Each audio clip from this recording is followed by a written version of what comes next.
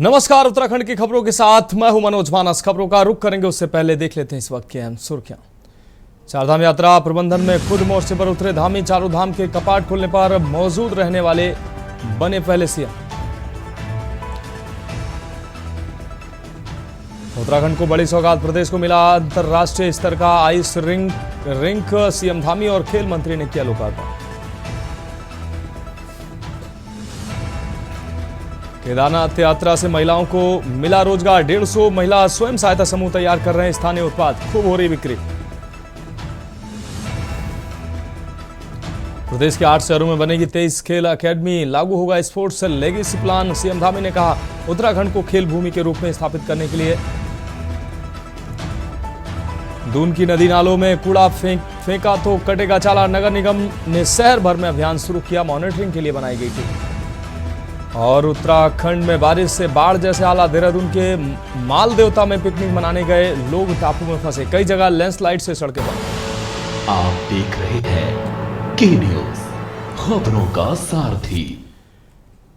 और अब खबरें विस्तार से। केदारनाथ धाम यात्रा देश भर से बड़ी संख्या में श्रद्धालु पहुंच रहे हैं, लेकिन यात्रा के दौरान घोड़े खच्चरों की मृत्यु की घटनाओं के कारण जिला प्रशासन तुरंत सक्रिय हो गया है। राज्य सरकार के पशुपालन विभाग के सचिव डॉक्टर वीवीआरसी पुरुषोत्तम ने देहरादून से रुद्रप्रयाग पहुंचकर स्थिति की समीक्षा की। उन्होंने बताया कि घोड़े खच्चरों की मृत्यु के कारणों का पता लगाने और आवश्यक उपायों के लिए भारत सरकार से चिकित्सकों का दल रुद्रप्रयाग भेजा जा रहा है।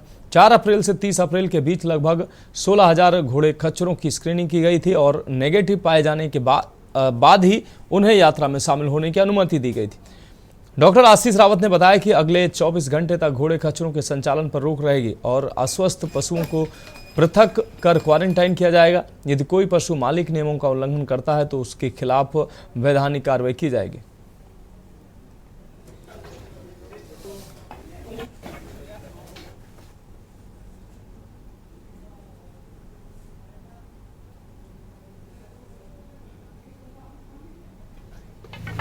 जो 6 घोड़ों खच्चरों की मृत्यु हुई, सो वो देखने के लिए कि क्या रीज़न रहा, उसको और आगे कैसा बचाया जा सकता है, इसलिए हम आज जैसा हमको न्यूज़ पता चला तुरंत हम यहाँ आनन फानन में आए सो दैट आगे इस जो भी अगर बीमारी है तो ना फैले। कल भारत सरकार से भी एक टीम आ रही है, वो भी टीम आके कि क्या कारण है, किस कारण की वजह से मृत्यु हो रही है, जाँचेंगे। को 1 महीने पहले लक्षण इक्वेन इन्फ्लुएंजा करके एक बीमारी होती है घोड़ों में, उसकी लक्षण मिला है। सो मैं ये कहूँगा कि माननीय मुख्यमंत्री जी ने हमको बहुत सख्त निर्देश दिया कि अच्छी काम होना चाहिए। अप्रैल 4 तारीख को हमको सूचना मिली। अप्रैल 4 तारीख से हमने 30 तारीख तक लगभग 16,000 घोड़ों का स्क्रीनिंग किया हमने।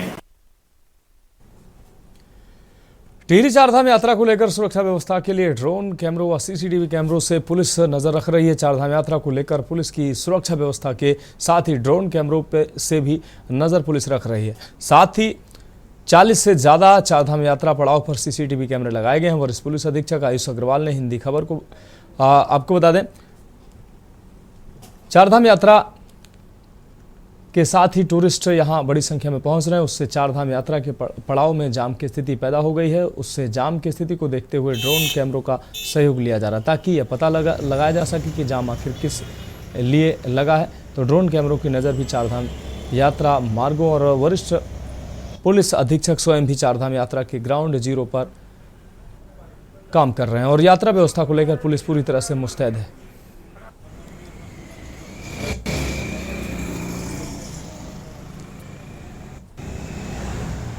की रेती थाना क्षेत्र है, वहां पर ट्रैफिक का क्योंकि दबाव अत्यधिक रहता है। चारधाम यात्रा के साथ साथ जो हमारा सीजन का टूरिज्म है, राफ्टिंग वाला है टूरिज्म, उसकी वजह से काफी ज्यादा दबाव रहता है ट्रैफिक का।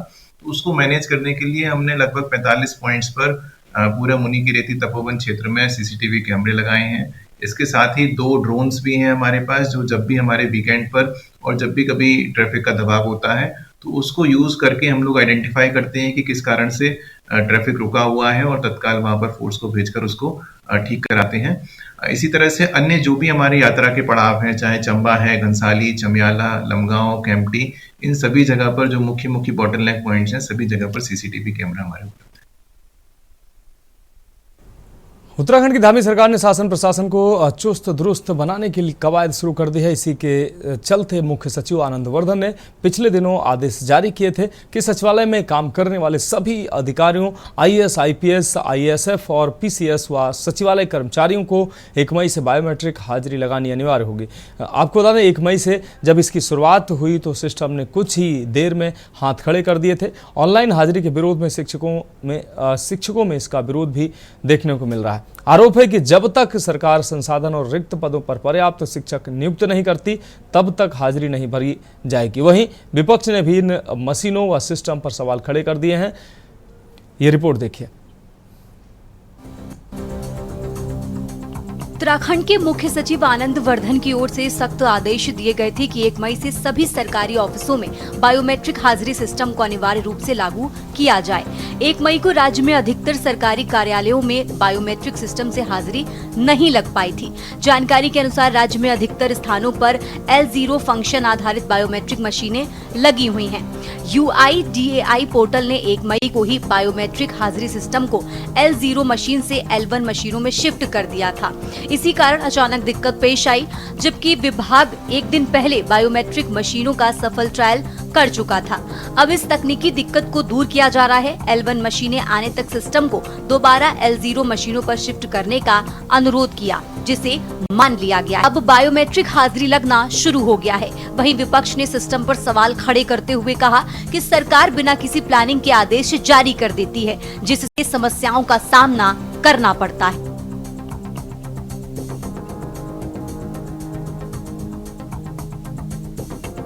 देखिए, बायोमेट्रिक सिस्टम लागू कर रहे हैं, ये तो पहले से व्यवस्था जारी है, लेकिन देखने में यह है कि जो इनके उपकरण है वो सही तरीके से चल नहीं पा रहे हैं। जो कर्मचारी है उनकी समस्याओं का समाधान नहीं हो पाता है, और जो कर्मचारी आज धरने में बैठे हुए हैं उनके बारे में सरकार कुछ नहीं सोच रही है।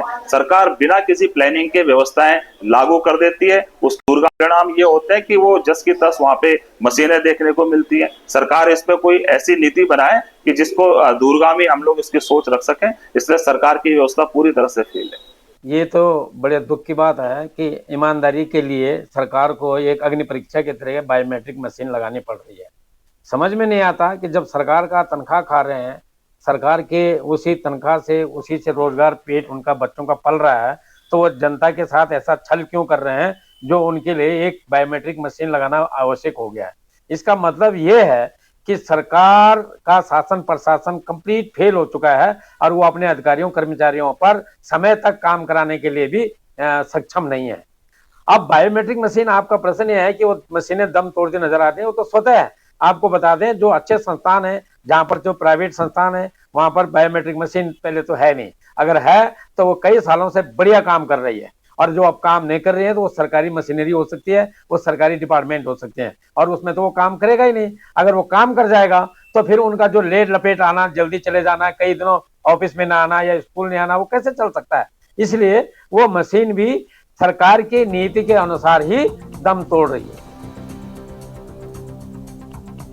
दरअसल बायोमेट्रिक उपस्थिति को लेकर पहले भी दिशा निर्देश जारी हो चुके हैं। साल 2017 में सचिवालय प्रशासन द्वारा जारी आदेशों के तहत सभी सेवाओं जैसे आईएएस, आईपीएस, पीसीएस, न्यायिक सेवा, सचिवालय सेवा, वित्त सेवा और आउटसोर्स कर्मचारियों को बायोमेट्रिक के तहत उपस्थिति दर्ज करना अनिवार्य किया गया, लेकिन समय के साथ इसका अनुपालन नहीं हो सका।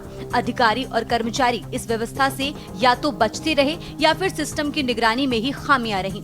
अब मुख्य सचिव आनंद वर्धन ने इस पर दोबारा सख्त रुख अपनाया है, तो ये साफ संकेत है कि शासन अब सचिवालय में अनुशासनहीनता और कार्य संस्कृति की ढिलाई को बर्दाश्त नहीं करेगा। आदेश में कहा गया कि सभी कार्मिकों को प्रत्येक कार्य दिवस में निर्धारित समयावधि के भीतर अपनी उपस्थिति अनिवार्य रूप से दर्ज करनी होगी, अन्यथा उनके खिलाफ अनुशासनात्मक कार्रवाई की जा सकती है। विशेषज्ञ मानते हैं कि ये निर्णय शासन की जवाबदेही और पारदर्शिता को बढ़ाने की दिशा में एक बड़ा कदम है। एक सिस्टम तो पहले भी लागू हुआ था, पहले से चालू रहा है, लेकिन बीच में इसका कुछ ब्रेकिंग से हो गई थी या फिर ख़राब हो गई थी, तो वो, लेकिन उससे इनके लगने से यह ठीक तो रहेगा, अधिकारी कर्मचारी सही टाइम पे आएंगे, लेकिन और ये शासन के आदेश हैं, लेकिन इसमें बायोमेट्रिक का इस्तेमाल करके अंदर जब जाएंगे, ड्यूटी देंगे, तो अंदर भी ध्यान रखना पड़ेगा कि काम हो रहा है या नहीं और कितना हो रहा है। इसकी भी समीक्षा बहुत ज़रूरी है।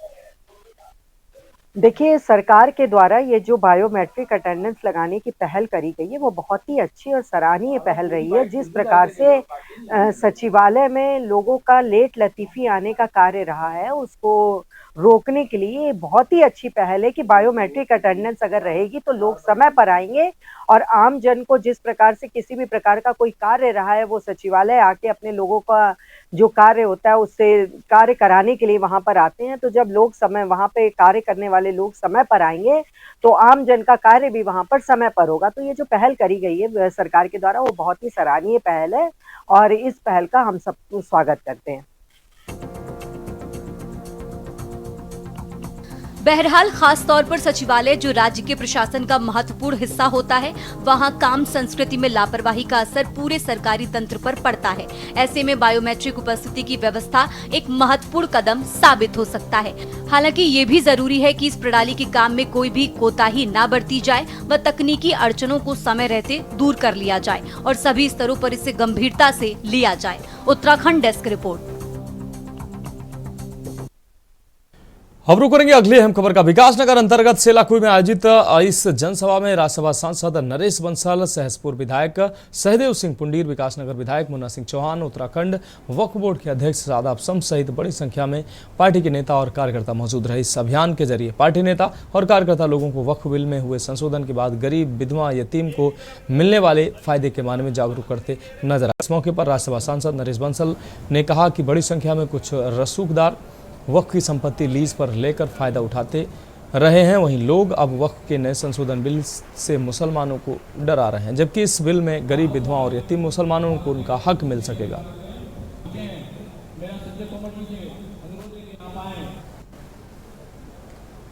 वक्फ संशोधन जन जागरूक अभियान लगातार चल रहा है। देवभूमि उत्तराखंड में भी इसकी शुरुआत हो चुकी है और अब हर जिले में ये कार्यक्रम हो रहे हैं। और जिस तरह से मुस्लिम समाज में भी जागने की उत्सुकता है, मुस्लिम समाज भी सुनने के लिए आ रहा है, इससे साफ लग रहा है कि अब मुसलमान अपना भला बुरा समझना चाहता है। और मैं ये कहता हूँ, जिस तरह से विपक्ष ने गुमराह किया था, डराया हुआ था, गरीब मुसलमानों को मस्जिदें छीन लेंगे, वक्फ एक्ट आ जाएगा तो मदारिस छीन लेंगे, खानकाह कब्रिस्तान छीन लेंगे, तो आज तमाम नेता आके यही बता रहे हैं किसी का कुछ छीनना नहीं जाना है। जो जहां है गरीबों को देने का, लेने का नहीं है, गरीबों को देने का है।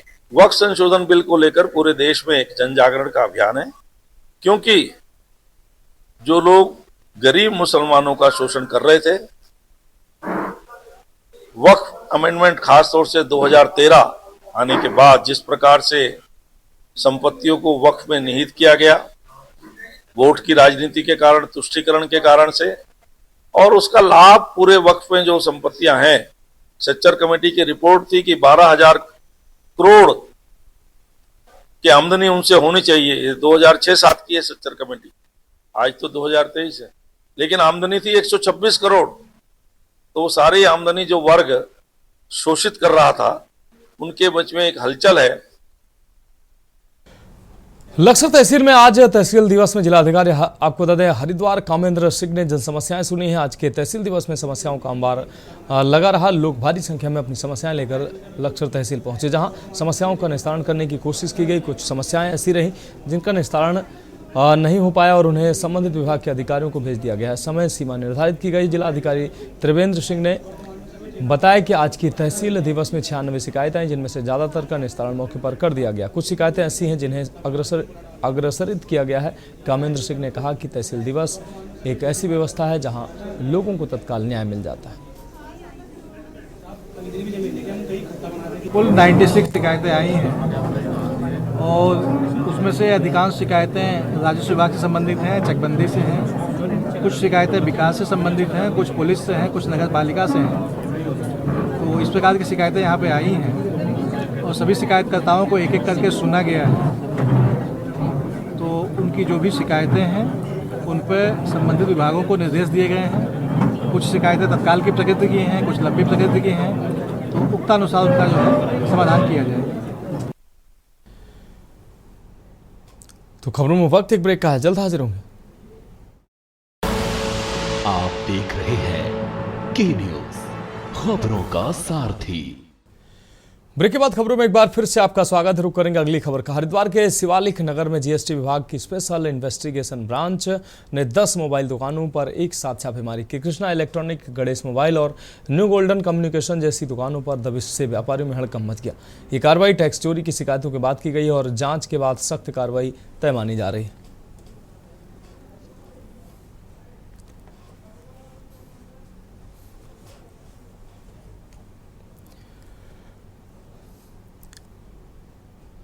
रामनगर के ग्राम शिवलालपुर पांडे में 28 वर्षीय सोनू कश्यप ने पंखे से फांसी लगाकर आत्महत्या कर ली। पुलिस को मौके से एक सुसाइड नोट मिला है जिसमें युवक ने प्रेम प्रसंग और युवती के भाई द्वारा धमकाने की बात लिखी है। पुलिस ने 100 पोस्टमार्टम के लिए भेजा और जांच शुरू कर दी।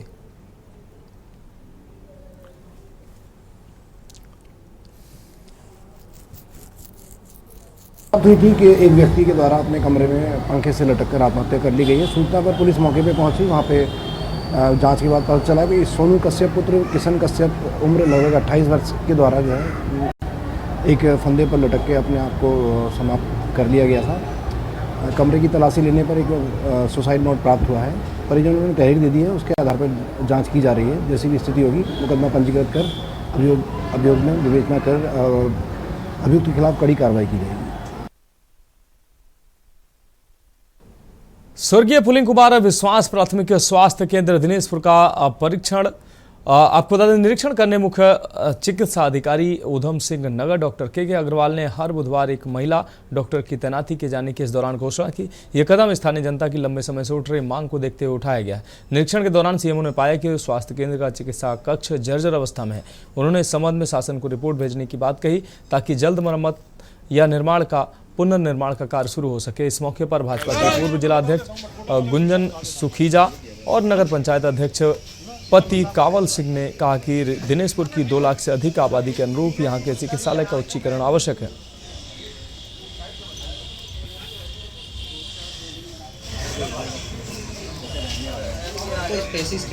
आगे चलिए मैडम।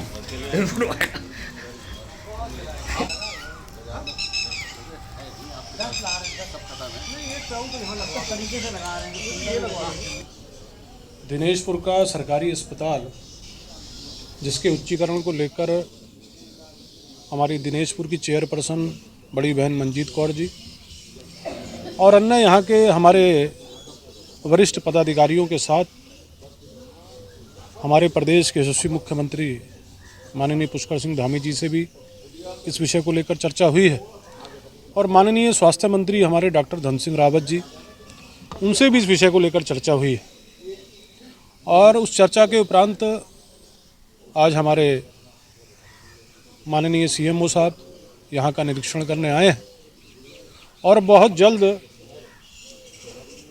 दिनेशपुर की जो बहुत बड़ी समस्या है, क्योंकि हमारा जो दिनेशपुर का क्षेत्र है हम सब जानते हैं कि यहाँ मजदूर लोग ज़्यादा हैं और उनको अपने इलाज के लिए रुद्रपुर जाना पड़ता है या अन्य स्थानों पर जाना पड़ता है।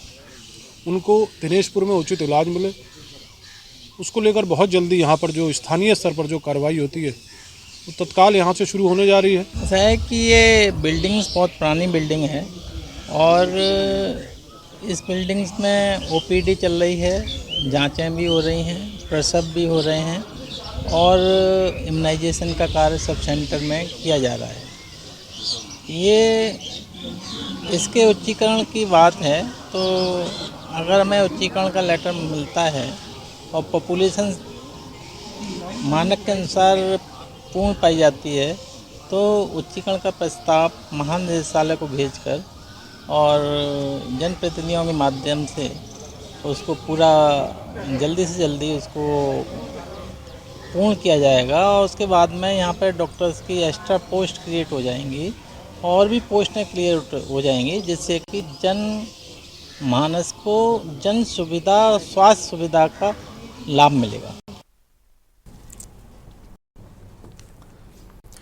ड्रग्स फ्री देवभूमि मिशन के तहत उत्तरकाशी पुलिस ने नशे के खिलाफ बड़ी कार्रवाई की है। पुलिस अधीक्षक के निर्देश पर पुलिस उपाधीक्षक बड़कोट देवेंद्र सिंह नेगी, तहसीलदार बड़कोट रेणु सैनी और थानाध्यक्ष पुरोला मोहन कठेत के नेतृत्व में गठित टीम ने डामटा व बर्नीगाड़ क्षेत्र में छापेमारी की है। ग्राम भौती और सिंगुड़ी के आसपास कुल 160 नाली करीब 3.2 हेक्टेयर भूमि पर अवैध अफीम पोस्ता की खेती पाई गई, जिसे मौके पर ही नष्ट किया गया। ग्राम सिंगुड़ी में बिना लाइसेंस अफीम की खेती करने वाले 4 लोगों अमर सिंह, राजेंद्र सिंह, रणबीर सिंह और मैदर सिंह के खिलाफ थाना पुरोला में NDPS एक्ट के तहत मुकदमा दर्ज किया गया।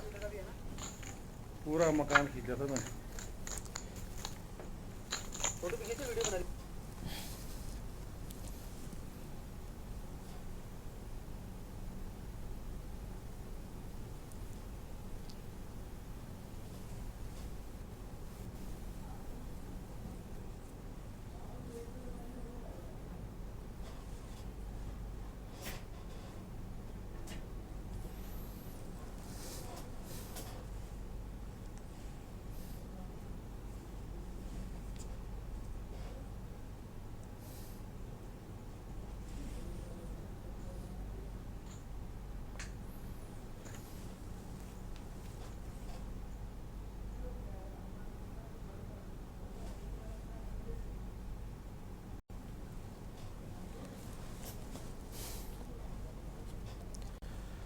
अगली खबर पौड़ी से है, जहां वरिष्ठ पुलिस अधीक्षक महोदय लोकेश्वर सिंह द्वारा आमजन की शिकायतों के आधार पर श्रीनगर थाना क्षेत्र में दोपहिया वाहन चालकों के खिलाफ कड़ी कार्रवाई की गई है। इन चालकों द्वारा अपने वाहनों में मॉडिफाइड रेटो साइलेंसर लगाकर पटाखे छोड़ने और ध्वनि प्रदूषण करने की शिकायतें मिल रही थी। इसके बाद श्रीनगर पुलिस ने अभियान चलाकर अब तक कुल 28 वाहनों को सीज किया। इन वाहनों से मॉडिफाइड रेटो साइलेंसर निकाले गए हैं और रोड रोलर की मदद से उन्हें नष्ट कर दिया गया है। पुलिस विभाग ने यह सुनिश्चित कर दिया है कि ऐसे वाहनों के खिलाफ आगे भी कड़ी कार्रवाई की जाएगी।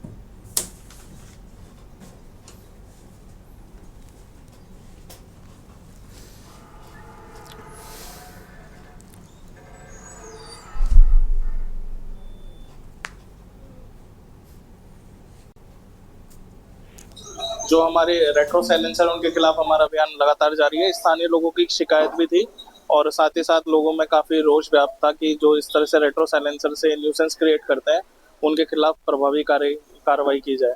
तो श्रीमान वरिष्ठ पुलिस अधीक्षक महोदय के निर्देशानुसार इन एक अभियान के तौर पर इस पूरे अभियान को चलाया गया।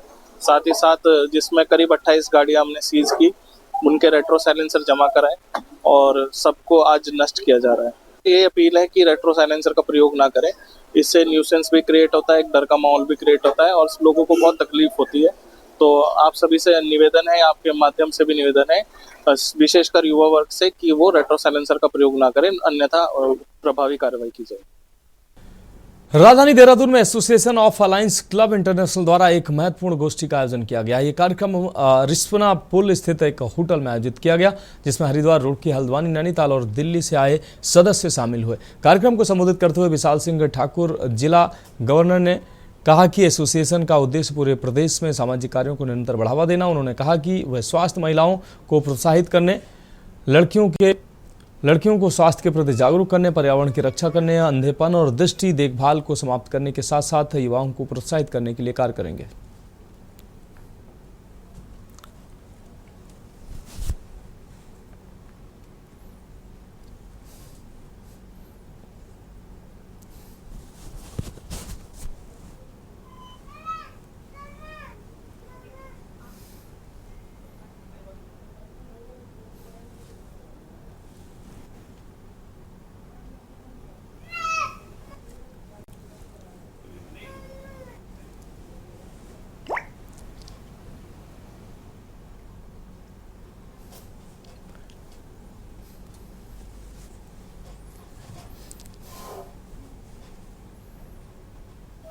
आज हमारे जो association of alliance club international है उसका ये डिस्ट्रिक्ट की फर्स्ट मीट है। इस मीटिंग में हम सभी गतिविधियां जो मेंबर्स के साथ होती हैं उसको बताते हैं और साथ ही साथ ये भी बताते हैं कि किस प्रकार से हमको कार्य करना है। जैसे आपको बताया गया है कि हमारा जो association of alliance clubs international है वो लगभग 22 देशों में फैला हुआ है और इसके साथ ही